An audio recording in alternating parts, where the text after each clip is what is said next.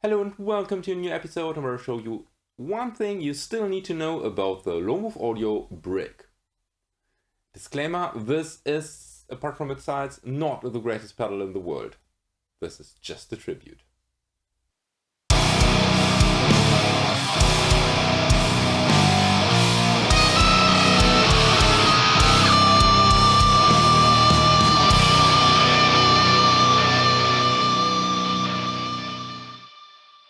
So if you haven't watched my full review of the Brick, I highly suggest doing so, because there I go through all the different knobs and all their functions in depth, and we have some long playthroughs, and I won't go into any detail as of right now. Today we want to focus on the comparison to the HM-2, because the Brick, as you can see, it's the ultimate unrivaled chainsaw tactics, and therefore it should do chainsaw.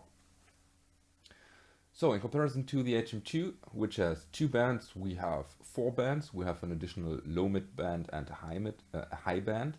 And to every one of the four bands, we have two controls that let us alter the frequencies. Here we have more or less a rough frequency that we can adjust, and then we have a fine-tune knob.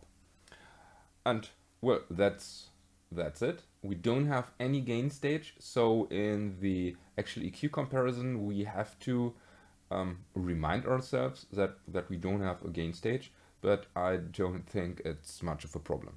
Okay, let's head over to the EQ curves.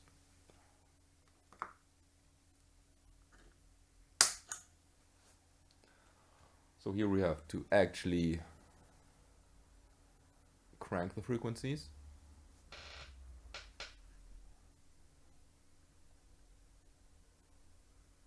So with just two bands enabled, we have a high peak at 1.4 and a low peak at 150.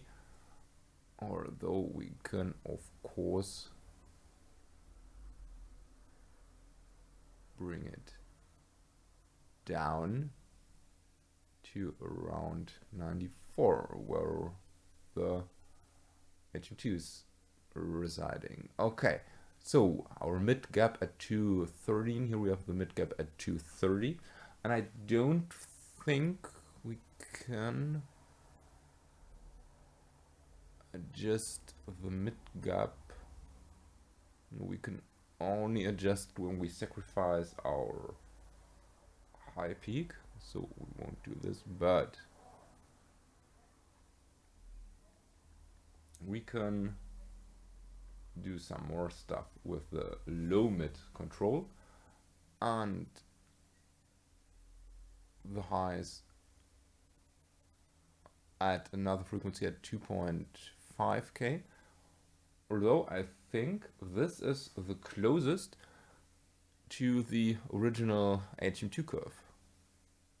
So let's head over to the actual audio comparison. Since the Brick is just an EQ pedal with no gain stage, we have to use a gain pedal to do a proper and fair audio comparison. And I chose the Boss SD1 as an overdrive pedal. It still has not as much gain as the HM-2, but I think you will get the idea.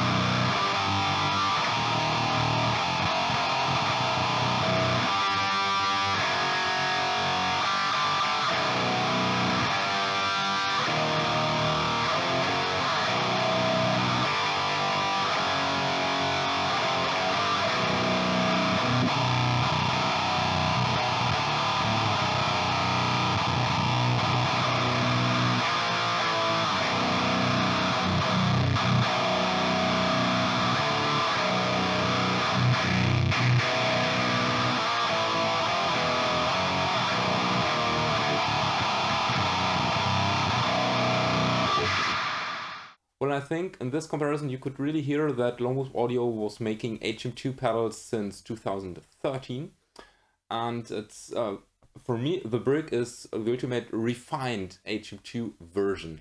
The original HM2 sounds really raw, kind of fuzzy in some sounds, and when you compare it to the Brig with the gain pedal, the Brig is just so much more refined. And you can get into the same territory as the HM2. It didn't sound close because I was really lacking some gain here. But you have so much more options because you can really tweak the chainsaw to your exact liking and you're not limited to just the two bands. This might be overwhelming for lots of people. First of all, I was overwhelmed too because I couldn't figure out how to use those lower two rows, because for me they are basically the same, but the frequencies shift so slightly, you simply have to trust your ears and not your eyes, and don't be afraid to use extreme settings. So I know there are lots of HM2 EQ pedals out there, most of them are simply one knob pedals, and this one, well, it doesn't have one knob, it has 12. So if you're in need for an EQ pedal, just adding some chainsaw to your sound, I think the Brig is the ultimate pedal if you really want to have control over the way your HM2 works. So yeah, Let me know down in the comment section, what do you think? Do you still prefer the original HM2 sound, or do you like the refined version? And do you own an HM2 EQ pedal? If so, which one do you own? And yeah, if you want to support this channel, check out links in the description. And with this said, thank you for watching. Don't forget to subscribe. May the force be with you and have a nice day.